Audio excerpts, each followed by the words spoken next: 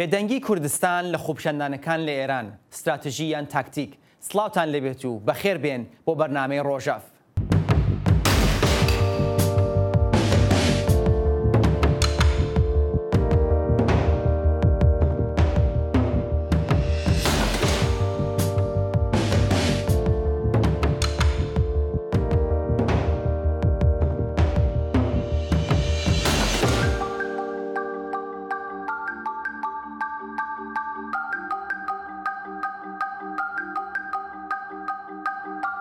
خۆپیشاندانەکان لە ئێران بە هۆکاری جۆرا و جۆرەوە بۆ نیشاندانی ناڕەزایەتی بە گرفتەکان لە بواری سیاسی، ئابووری، کۆمەڵایەتی و ژینگە بەردەوامە. ئەم خۆپیشاندانە ڕێبەرایەتی نییە و یەکی نەگرتووە، ئەمەش بۆتە هۆی ئاسانترکردنی سەرکوتکردنی ناڕازیەکان. بەڵام لە کوردستان و ناوچە کوردنشتەکانی ئێران کە یەکگرتنەوەی خەڵک بەهۆی نزیکی ئامانجەکان و ئەزمموی هاوشێوەی ئازارەکان ئاسانترە و چەند حزبێکی شەن کە دەتوانن لانیکەمک خۆیان دەڵێن ڕێبەری ناڕزایەتەکان بکەن جۆرێک بێدەنگی دەبینرێت. بۆچی گەلی کورد لە ئێران لە دژوارترین ڕۆژەکانی ژیان لە ئێران ئاوا بێدەنگە یان بە وتەیەکی تر واکە چاوەڕوان دەکرێت چالاک نییە؟ گرنگی بەشداربوونی گەلی کورد لەم خۆپیشاندانە چییە؟ بێدەنگی ئێستای شەقام لە کوردستان بە چ مانایەکە؟ دەبێت چاوەڕوانی شەپۆل یان بەڵکو لافاوی خۆپیشاندان لە کوردستانی ئێران بکەین لە داهاتوویەکی نزیکدا یان نا؟ ئازیزان، بۆ باس لەسەر ئەم تەوەرە ئەمڕۆ لە بەرنامە دوومەمە لەگەڵ دەبێت. میوانەکانی وەرام حوتە کە لە ڕێگای سکایپەوە لەگەڵمان دەبن بریتین لە بەڕێزان خاتوو گەلاوێژی ڕۆستەمی، بەرپرسی کاروباری سیاسی هێزی پێشمەرگەی کۆمەڵا سازمانی کوردستانی حزبی کۆمونیستی ئێران و بەڕێز ئارەشی ساڵح، نوێنەری حزبی دموکراتی کوردستان یان لە ئەمریکا. بەخێرهاتنی هەردوویان بەرامە دەکەم و لەسەر ئیزنیان لەگەڵ کاک ئارەش دەست پێ دەکەم. کاک ئارەش بەخێر بێنن. زۆر سپاس دەکەم کاکشای. کاک ئارەش، وەک ئاماژم دەدە سەرەتادا بە پێچەوانەی ئەو شتە کە چاوەڕوان دەکرێت ئێمە لە کوردستاندا لە بەتایبەت دێک ساڵی ڕابردوودا هەرچی لە ئێران دیومانە خۆپیشاندان بووە کەم و زۆر لە کوردستاندا ئەگەرچی لە کرماشان هەندێک ناڕزایەتی بینرا و هەروەها لەسنە، بەڵام بەو شێوەیە کە چاوەڕوان دەکرێت چاودێران دەڵێن چاوەڕوان دەکرێت ئێمە نەماندیوە. ئەمە لە سەرەتا ئستراتژیەکە یان تاکتیکێکە لەلایەن گەلی کوردەوە؟ بە باوەڕی من ئەمە هیچ کامیان نییە، یانی هەڵبژاردەیەکی ئەوانیە کە بڵێ حرەکەتێکی تاکتیکی یا ئستراتیژیکی بێت لەلایەن کوردەکانەوە کە بەو شێوازە هەڵسو کەوت بکەن، بەڵکو ئەمە ئاکامی مجموعەیەک ئەوامەڵە، مجموعەیەک بێسڵاح فاکتەرەکە لەوێ دەخیلن. یەکێک لە گرنگترین فاکتەرەکانیەوەیە کە زۆربەی هەر زۆری ئەو خۆپیشاندانانە کە لە ئێران دەکرێت گوتارەکەیان ئەوەندە فراگیر نییە کە متالباتی ملەتی کوردیش لەبەر بگرێت، بۆیە ملەتی کورد کەمتر حساس دەبنەوە بەو شتانە. ئەوە زۆر گرینگە کە تۆ وەکو ملەتێک بتوانی خۆت لە ئاوێنەی ئەو خۆپیشاندانانە ببینیتەوە، کەچی ئێستا لە ڕاستیدا کە دەبینیت ئەو شتە لە ئێراندا نییەوە، لە ئارادا نییەوە. گەلی کورد ناتوانێت خۆی لە چوارچێوەی ئەو دروشمانەوە ئەو متالباتانەی کە لە ئێراندا دەدرێت ئەوەندە خۆی ببینێتەوە. بەشێک لە متالباتەکەی هەیە، بەڵام ئەو بەشە کە کورد چ بەشدار بێت چ بەشدار نەبێت تەسیرێکی ئەو تۆی نابێت لە ناویدا. بەڵام بەشی هەرە گرنگی متالباتی کورد لەوێ دابوونی نییە. هۆکاری تر دەتوانین باسی ئەو بکەین کە گۆسەستێکی عاتفی لە نێوان ملەتی کورد و ملەتی فارس یا ملەتی سەردەست لە ئێراندا هاتۆتە ئاراوە. ئەگەر چاو لێ بکەی بۆ کۆڵبەرەکان فارسەکان هیچ واکوونەشێکیان نیشان نەدا. ئەوە چەند ڕۆژ لەمە و پێش لە سنە ئەو ڕووداوی ڕوویدا فارسەکان توییتی فارسی، نازانم فەیسبووکی فارسی، ئینستاگرامی فارسی، هیچ کامیان واکوونەشێکی ئەو تۆیان نیشان نەدا. کەچی کورد کە دەبینی بۆ وێنە مەسڵەن لەسەر زۆر کورد هاتن لەسەر مەسئلەی ئەو بینایەک لە تاراندا سووتە بۆ دەنگ هاتن، بەڵام کەچی دەبینی بە پێچەوانە لە بەرامبەرەکەیەوە تۆ هیچ واکوونەشێک نابینی. شتێک کە ڕوو دەدات لە کوردستاندا کۆڵبەر کە دەکەوێتە بەرتەقەوە لە کوردستاندا فارسەکان هیچ واکوونەشێک نیشان نادن. ئەوە گۆسەستێکی عاتفی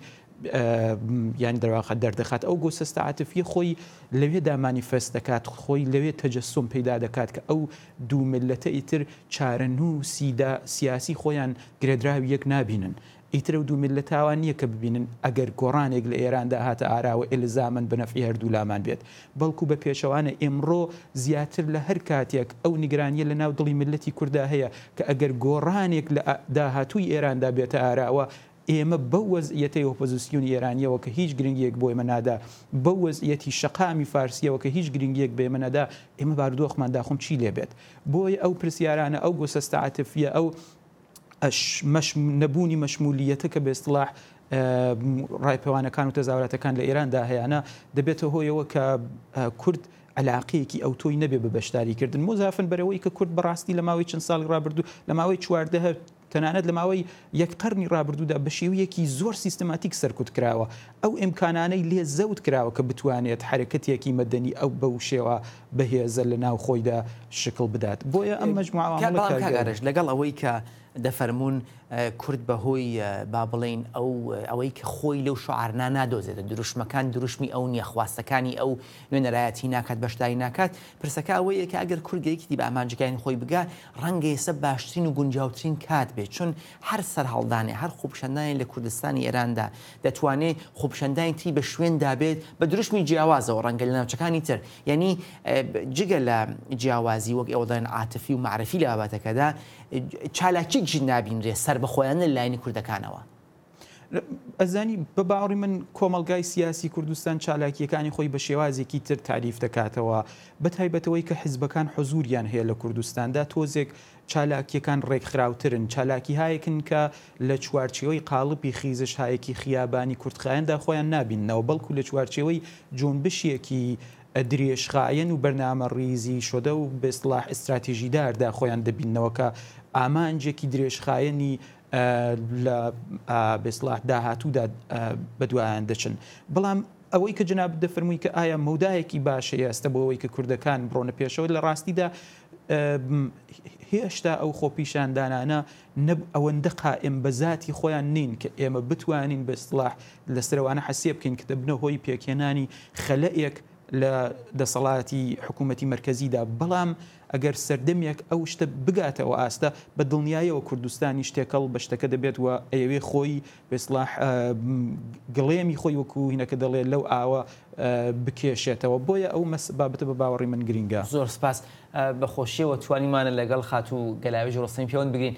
خات و گەلاوێژ داوای لە بردنەکەی کە بۆی کشتی تکنیکیەوە لە سەرتاوە لەگەڵمان نەبووی ئاماژەم بەوەدا کە بەو شێوازە کە چاوەڕوان دەکرێت کورد بەشداری ناڕەزایەتیەکان خۆپیشاندانەکان نییە کاک ئارەش ئەوەی گەڕانەوە بۆ ئەو خەلا عاتفی و معرفیە هەیە کە لە نێوانی گەلی کورد و گەلانی تی ئێراندا هەیە و ئەوەی کە کورد خۆی لە دروشمەکاندا نابینێتەوە لە ناڕزایەتەکاندا بەڕای ئێوە هۆکاری چییە بۆچی گەلی کورد بەو شێوازەی کە چاوەڕوان دەکرێت پتانسیلی سیاسیەکەی هەیە بەشداری ناڕزایەتەکان نیە لە هەلومەرجێکی ئاوادا بە بڕای من ئەوە خەڵکی کوردستان مێژوەیەکی پرشەنگداری هەیە لە خەبات و تێکۆشانە دژی کۆماری ئیسلامی هەر لە سەرەتای هاتنە سەرکاری کۆماری ئیسلامی و خەڵکی کوردستان نای بە ڕژیم بە دەوڵەتە کتووە و هەروەها خەباتی سیاسی و چەکداری دژی ئەو ڕژیمە کە ئێستاشە بەرداوامە ئەنجامی دا ئەوەی کە ئێستا لەو ئاخێزانەی کە هەم لە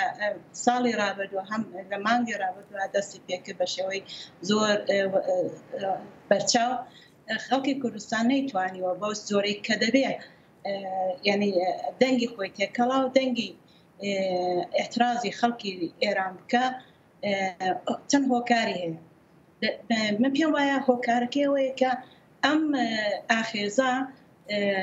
ڕێبەرەیەکی یەکدەست و ژیری نییە کە بتوانێت ئەو ئاخێزە سەرتاسەری کاتەوە هەرچەند کە ینی ئەو خەبات و تێکۆشانە ڕەنج ئەبان لەوەی کە ڕێبەرێکی هاوکارێکی سەرتاسەریان نییە بەیەکەوە بەڵام باوجود ئەوەش من پێم وانییە کە لە کوردستان هیچ پشتیوانێک نەکرابێت بۆ نمونە لە سەردانی ئێترازی معلیمان لە زۆربەی ئوستانەکانی کوردستان لە کرماشان و ئەوانە پشتیوانی لێکرا هەروەها ئێترازات بووە بەڵام نەبۆ شێوەی بەرچاو ئەوە بەمانای ئەوەیە کە بە بڕوای من هێزە چەپەکان هێزە شۆڕژێرەکان ئەوانەی کە پێمان وایە کە چارەنووسی خەڵکی کورد جیاواز نیە لە چارەنووسی باقی گەلانی ئێران پێمان وایە کە مسۆگەرکردنی مافی چارەنووس لە گرەوی ئەوەدایە کە کۆماری ئیسلامی بڕوخێ پێشمان وایە کە کۆماری ئیسلامی تەنیا خەڵکی کوردستان ناڕوخێ پێویستی بە دەخالەتگەری و کارێکی زۆرتر هەیە کە بتوانین ئەو جنبشە پەیوەند پێکەوە پەیوەند بدەین خات و گەلاوێژ بەڕێزت ئاماژەت دا بەوە کە لەگەڵ ئەوەی کە ناڕزایەتی مامۆستایانیش بینراوە ڕاستە بە شێوازێکی بەرچاو مامۆستایانی کوردیش بەشداری ئەو بزوتنەوە مامۆستایانە هەنوتانەت ڕێبەراتی دەکەن بە تایبەت لە مەریواندا بەڵام ئاماژات دەی با بڵین دەخاڵەتگەری و دەستێوەردانێک کە پێویستە بۆ ئەوە کە ئەم بزوتنەوە با بڵین ڕواڵەتێکی یەک پارچەتر بگرێ حزبەکان چەند لێرا توان چالاک بنی خۆنەوە حزبێکی چەپ چەند توانیوتانە لەگەڵ کۆمەڵگای کرێکاریدا کە یەک لە گرنگترین بزوتنەوەکان نوێنەرایەتی دەکات لەم ڕۆژانەدا پەیوەندی بگرن بۆ ئەوە بە شێوازێک کۆمەک بکەن بە تیشکردنی ئەو ئاورە کە دەتوانێت دەرەنجامەکەی بە وتەی ئێوە ڕوخانی کۆماری ئیسلامی بێ. ئێمە بەش بە حاڵی خۆمان وەکو حزبی کۆمونیستی ئێران هەر وەکو کۆمەڵە ڕێکخراوی کوردستانی حزبی کۆمونیستی ئێران لەو بابەتەوە درێغیمان نەکردن بەڵام ئەوەی کە هەموو کارەکانمان پرۆسەر بە توانیمانە تەواو هێزەکانی چەپی ئێران لەژێر یەک استراتیژیدا یا لەژێر یەک تاکتیکێکی مشەخەزدا یا لەژێر داخوازیەکانی یەکگرتوودا یەک داخوازیدا بتوانین ئەو ئێترازاتە لە دەوری داخوازێکی ڕادیکاڵ و کە جوابدەرەوەی نیازی هەموو خەڵکی ئێران و کوردستان بێ بۆ نمونە شعاری ئازادی شعاری نان واقعا شعاری هەر تاکە کەسێکی ئێرانە خەڵکی ئێران بەگشتی نانی هەیە نە ئازادی هەیە بە تەمەنی چ ساڵە حاکمیەتی کۆماری ئیسلامی خەڵک بێکاری ڕۆژ بە ڕۆژ ڕوو لە زیادبووندایە گرانی بێدەرەتانی بێخانومانی هەروەها نەبوونی ئازادیەکانی کەسایەتی و ئازادی بەیان حتا ئازادیەوە کە پۆششی مەسەلەن ژنان حەقی پۆششیان بێ هەموو ئێوانە سەرکوت کراوە بەڵام ئێمە بەش بە حاڵی خۆمان حەولمان داوە لەگەڵ جەرایاناتی چەپ و ڕادیکاڵ بتوانین دانیشتمان بێ بە هەروەها بتوانین لەسەر چەند خاڵی سەرەکی کە بۆ ئاڵوگۆری داهاتوو زۆر گرنگن کە دەتوانیە ئەو ئاخێزانە ڕەهبەری بکە بتوانین هەموو ئێترازاتی خەڵک ڕەهبەری بکە لەژێر دروشمی شۆڕژێراندا کۆیان کاتەوە ئێمە حەولمان داوە بەڵام ئێمە تەنیا بە ئێمە ناکرێت بۆ کە بتوانی بەو هەدەفە بەو ئامانجەت بگەیت بۆ کە ئالتەرناتیڤێکی چەپ و شۆڕژێرانان لە ئێران وەکو بەدیلێک لە مقابل لە بەرامبەر کۆماری ئیسلامیدا پێک بێنین ئێمە لایەکین لایەنەکانی دیکەش وەزیفەیانە کە بەو ئەندازەی کە ئێمە هەوڵمان داوە ئەوانش تێبکۆشن بۆی کە بتوانین بە ئەنجامێ بگەین چۆن شەرایەتی ئێستا ئێران واقعاً ئاڵۆزە خەڵک بێزارە خەڵک بێدەرەتانە زۆر چەکە خاتوگەلاوێش کاگارش خاتوگەلاش ئاماژەدا بەوە کە ئەو ئالتەرناتیڤە کە ئەشێ ببێت و دەتوانێت با بڵێن جێگرەوەی ئەم ڕەوشەی ئێستا بێت و بە شێوازێک ئەو داخوازیانەی خەڵکیش لە داهاتووی ئێراندا دابین بکە با بڵێن گوتارێکی چەپ و ڕزگاری خوازە ئێوە وەک کەسێک کە سەر بە حیزبێکی زیاتر نەتەوە خوازن پێتان وایە کە ئەو گوتارە چەپەی کە خاتوگەلاوێژ ئاماژی بدەن نوێنەرەتی دەکات دەتوانێت کۆمەکە بۆ ئەوە هەم ئەم ناڕەزایەتیانە بە ئەنجامی خۆی بگات و لە داهاتووشدا ئێمە ئەو ئازادیە کە چاوەڕوانی دەکەین بەدەستی بێنین یا پێویستە لەگەڵ گوتاری نەتەوەخوازی کوردیدا ئەمە بە جۆرێک هەڵپمەی لەنێن دروست بێت. دەزانین سەرەتا پێویستە بڵێم کە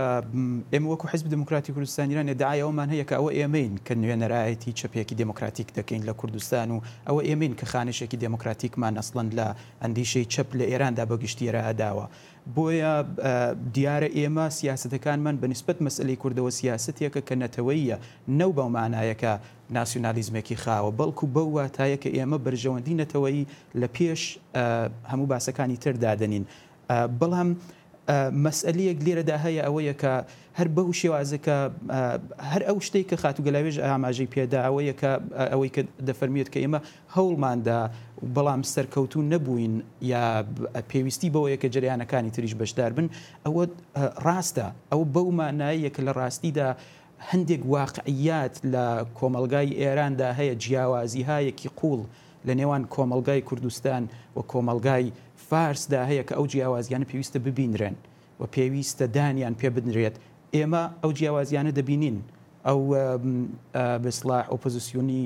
کوردی ئەو جیاوازیانە دەبینێت بەڵام لانی بەرامبەرمانە و جیاوازیانە نابینن وەدان بەو جیاوازیانەدا نانێن و هیچ کات نەهاتوون کە مەسئلەی منی کورد ئەرکەوە کە پێشتر باسم کرد مەسئلەی کۆڵبەر مەسئلەی نازانم سووتانی خەڵک لە سنە مەسئلەی چی و چی هێشتا هیچ کامیان نەبووتە مەسئلە بۆیان ئەسڵەن پرسیارهایە کە ئێمە بۆمان گرینگە بۆ ئەوان جێی پرسیار نییە بۆ ئەوان گرنگ نییە کە چی بەسەر ئێمەدا دێت بۆیە ئێمە تەجروبەیەوەمان هەیە کە لە ڕابردوودا تێکەڵ بەو بزاوە بووین ڕژیم ڕۆخاوە دوای ڕژیم ئەو ڕژیمەی کە لە تاراندا پۆتانسیلەکانی ڕژیمی پێشووی گرتە دەستەوە هەر هەمان ڕژیم دیسان دەستی دایە سەرکوتی ملەتی کورد هیچ بەسڵاح ڕنگدانەوەی ئێمەی تێدا نەبوو ئەو مەسئلەیە بۆیە ئەو پرسیارە لە ناو خەڵکدا هەیە کە ئەگەر ئێمە تێکەڵ بەو بزاوەوە بین کە هێشتا بزاویش نییە بەڕاستی هێشتا هەندێک خیزشی خیابانیە لە شوێنەکانی تردا کە ئەگەر ئێمە تێکەڵ بەو مەسئلەوە بین لە ڕاستیداوە زۆر ینی پرسیارە کە ئاکامەکەی دەبێتە چی مۆزافن بەر ئەوەی کە کورد دەرسەدێکی زۆر کەمە لە ئێران ڕوخانی ڕژیمی ئێران کەمترین کاریگەری دەبێت بەسڵاح یا کورد کەمترین کاریگەری دەبێت لەسەر ڕوخانی ڕژیمی ئێران ئەوەی کە گرینگە لەسەر ڕوخانی ڕژیمی ئێران دوایەوە باسکردن لەسەر ئالتەرناتیڤەوەیە کە تاران بێتە شەقامەوە ئەسفەهان بێتە ناو شەقامەوە شارە گەورەکان ئەو شارە گەورانە هێشتا خۆیان لەو چوارچەوەدا نەدۆزیوەتەوە خاتو گەلاوێژ بە نسبەتی ئەوەی کاکارش ئاماژەی پێدا ئێوە وەک حزبێکی جەنانێکی چەپ و حزبی کۆمونیستی ئێران و تەنانەت کوردستانیەکەی وەک سازمانە کوردستانەکەی چەند لەگەڵ ئەوەن کە گرنگیدان بە پرسی نەتەوایەتی لێرەدا با بڵێن پێویستە بۆ ئەوەی کە گەلی کورد بێتە بەشدارێک لەم بزوتنەوە بۆ گۆڕینی گشتی کۆماری ئیسلامی ئێران و گۆڕینی قەوارەی سیاسی ینی ئەگەر ئەم بزوتنەوە تێکەڵ بە داخوازە نەتەوایەتیەکان نەبێت دەتوانێت لە کوردستانە پێگە بە خۆی دروست بکایان نا من پێم وایە هەتا دابینکردنی مافی چارەنووسی خەڵکی کوردستان لەگرەوەی ئەوەدایە کە کۆماری ئیسلامی بڕوخێ هەروەکو کە کاگارش بۆ خۆشی ئاماژەی پێدا ڕوخانی کۆماری ئیسلامی تەنیا بە خەڵکی کوردستان ناڕوخێ بەڵکو دەبی لە تاران و تەورێز و ئیسفەهان و لە کارخانەکانەوە لە شارە گەورەکانەوە ئاخێزێکی ئینقلابێکی جەماوەری دەست پێ بکرێ و کە کوردستانش بێگومان کەیدا بەشدار دەبێت ئێمە گەشتبین لەوە حتا ما دیارەکردنی مافی چارەنووس لە گوتم لە گرەوی ڕوخانی کۆماری ئیسلامیدایە ئێمە دەبێت قازانج و بەرژەوەندی گشت خەڵکی ئێران کە لە پێناو کۆماری ئیسلامیدا ببینین نەک تەنیا قازانج و بەرژەوەندی نەتەوەیە هەتا بۆ مافی چارەنووسی دیارەکردنی چارەنووسی خەڵکی کوردستان ئێمە مێژوەیەکی پرشەنگدامان هەیە لە هەموو جەرایاناتێکی دیکە لە هەموو جەرایاناتێکی کوردستانی زیاتر بۆ حەولمانداوە پێشمان وایە مسۆگەکردنی ئەو حەقی ڕەوای خەڵکی کوردستانە لە گرەوی ئەوەدایە کە خەباتی خۆی گرێ بدەن لەگەڵ خەباتی سەرتاسەری ئێران بۆەوەی کە کۆماری ئیسلامی بڕوخێ ئەو جارەکانە ئێمە دەبێت هەندێستاوە کارێکی وا بکەین خەڵک ئامادە بکەین کە کۆماری ئیسلامی ڕووخا بۆ خۆیان دەسەڵات بگرنە دەستیانەوە مادام کە ئەگە دەسەڵات بکەوێتە دەست خەڵک ئەودام دابینکردنی مافی چارەنووس نەکتەنیا بۆ خەڵکی کوردستان بۆ هەموو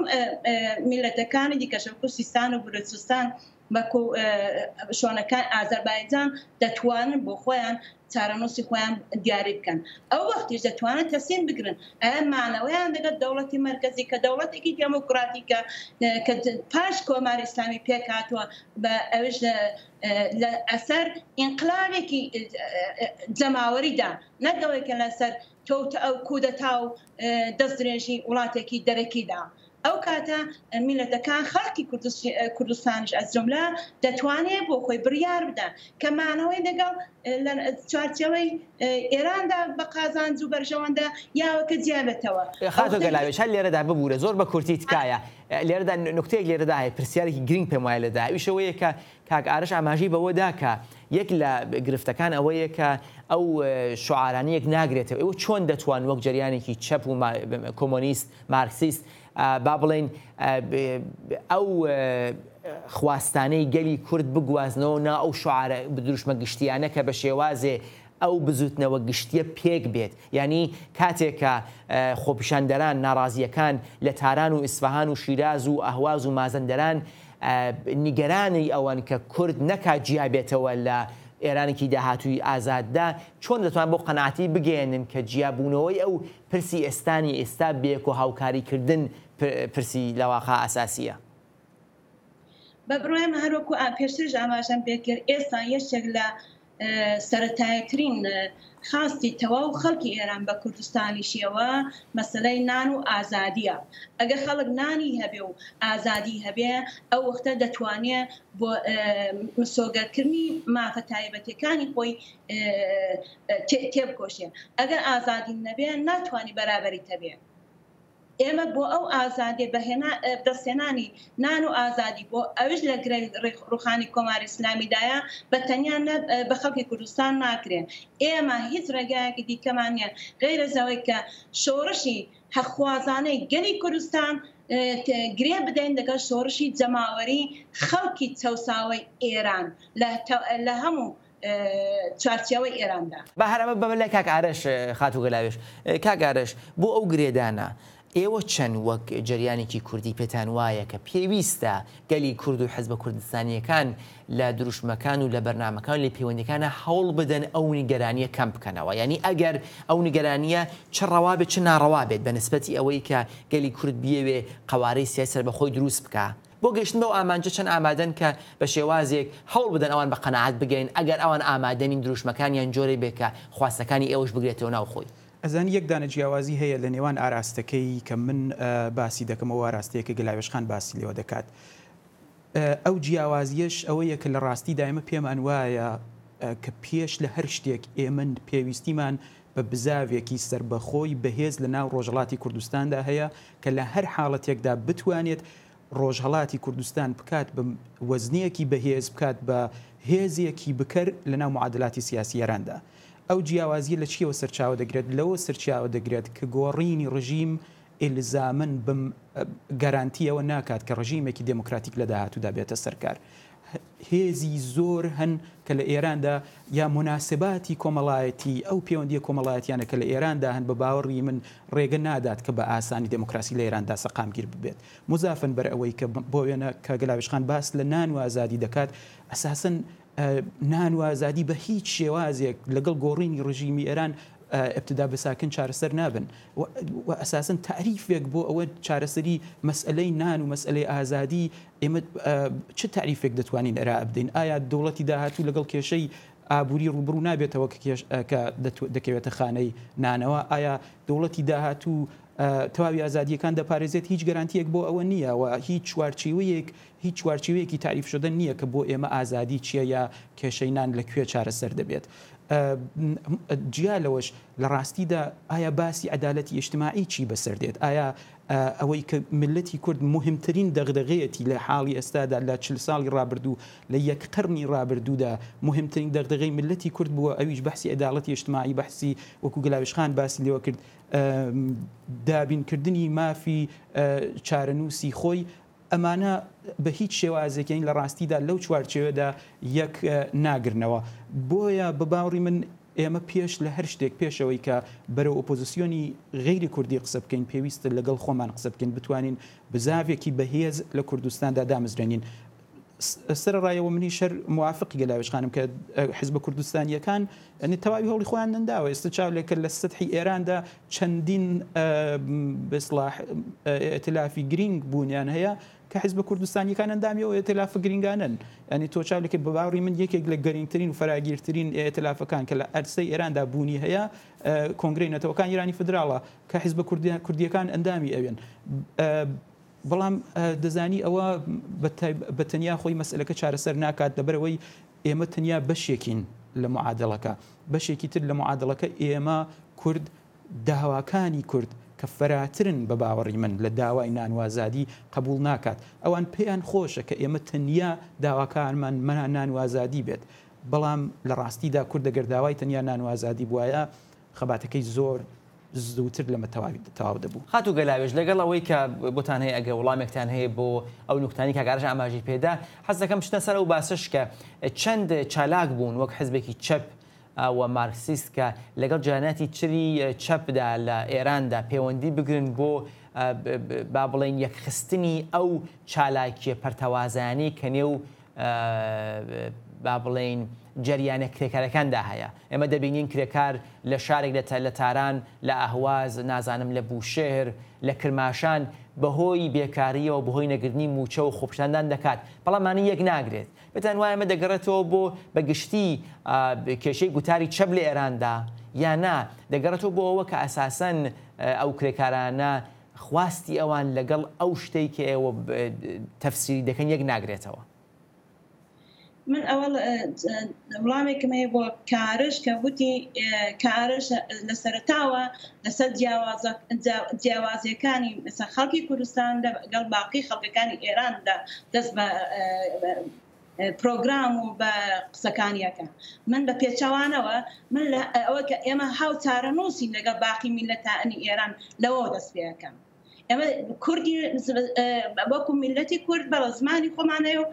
دابوونەریتی خۆمانەیە بەڵام چارەنووسی ئەمە جیاوازن لەگەڵ چارەنووسی باقی میلەتانی تری ئێران. ئەوە لەو بابەتەوە ئەگەر لە بابەتی ئەوەی کە ئێمە چارەنووسمان یەکێکە زۆر ئەوزارەکانە دەتوانین بەوەش بگەین کە ئایا مەسەلەی سبەینی نان و ئازادی تەزمین دەکرێیانە. بەڵێ کارش ئەو ئێترافێک کە لە واشنگتۆن و لە لەندەن پێگدەیە من قەولت پێدەم ئەو ئێترافە ناتوانیە تەزمینی ئەوە بکە سبەینی نان و ئازادی بەخرە ئەوە زەمانەتی هەیە. ئەو مافی تەواو گەلانی ئێران ئەدریە تاکە کەسەکان ئازاد دەبن ئەو جارەکانە دەست دەکە بەوە کە وردەورە دەسەڵاتی خەڵک جێبکەوێ نەتەنیا هەر دەسەڵات لەباری ڕووبەناوە بۆ کەس جێربەناکەش بگۆڕێ ئەو ئێترافە ئەوە ناگۆڕێت چون لە قازانج و بەرژەوەندی ئەودانی بەڵام ئەو ئتحادەی کە ئێمە باسی لێ دەکەین نەک ئێمە ڕوومان لە واشنگتۆن و لەندەندانەیە ئێمە ڕوومان لە خیابانەکانی ئێراندایە ئێران و کوردستاندایە ئێمە ڕوومان لەگەڵ تێکۆشەرانی ئەو تەزاورات و ئەتسابات و مبارزاتەدایە ئێمە دەمان هەیە لەگەڵەوان ئتحادێک قوت پێک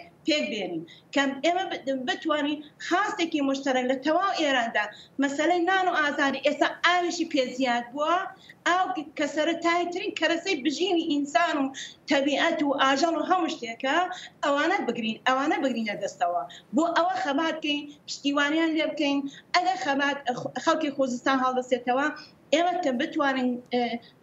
دەور و نەخشی ئەوەمان هەبێ کە باقی شارەکانە دیکەشدا هەستنەوە پشتیوانیان لێ بکەن ئەوە ڕێگایەمە ئەو ڕێگایە کە ئێمە ئینتخابمان کردووە هەڵمان بژاردووە یەکگرتووی لەگەڵ خەبات و تێکۆشانی لە ڕاستیدا ئەم قسانەی جەنابەت هیچ ینی بەرخلافی و باسی کە من کردم نییە ینی ئێمە وەکو حیزبی دموکراتی کوردستان ئێران ئێستا تەنیا حیزبێکین کە پێشمەرگەمان لە ناو خۆ خەریکی چالاکی و فعالیەتەوە تەنیا حیزبێکین کە وەکو حیزبێکی کوردستان ئێران خەریکی فعالیەتین ئەو بەو مانایە کە ئەگەر ئێتلافێک شکل دەگرێت ئەگەر جەلسەیەک دەبێت لە دەرەوە بە واتایە نییە کە ئێمە وەکو حیزب دموکراتی ئۆپۆزیسیۆنی کوردی چاوی لە دەرەوەی بەڵکو بە پێچەوانەوە ئەوە مافی هەر میلەتێکە کە بتوانێت لە یارمەتی دەرەکی کەڵک وەربگرێت بۆەوەی کە بتوانێت داخوازیەکانی بەرەو پێش ببات. سەرڕای ئەوە لە ڕاستیدا من پێم وایە کە ئەو باسی کە جەنابەت ئەڵێ کە ئێمە چارە نووسمان لەگەڵ بەقینەتەوەکان ئێران یەکێکە ئێستا لە ژێر ئەلامەتی سوالێکی زۆر گەورەدایە لەبەر چی لەبەر ئەوەی کە ئەو چارە نووسەی کە نەتەوەی سەردەست لە ئێراندا دەیبینێت داهاتوویەکە کە لەوێدا سەردەستی خۆی بەردەوام بکات. ئەوە چارە نووسی من ئەو چارە نووسن نییە بەڕاستی وەکو منی کورد چەند ڕژیم تا ئێستا گۆڕاوە بەڵام ئەو پەیوەندیانە ئەو سەردەستی نەتەوەی سەردەست و ژێردەستی من گۆڕاوە. زۆر سپاس لە هەردووانی بەرنامە من ئەزانم کە خاتوگەلاویش وەڵامی هەیە بەوەڵام بەداخەوە گەیشتی کۆتایی بەرنامەکە زۆر سپاس لە هەردوو میوان و ئێوەی ئازیز کە تا کۆتایی بەرنامە لەگەڵمان بوون تا بێگەیشتنەوەیەکی تر و درێژەی ئەم باسە ژیانتان پڕ لە شادی و سەرکەوتن.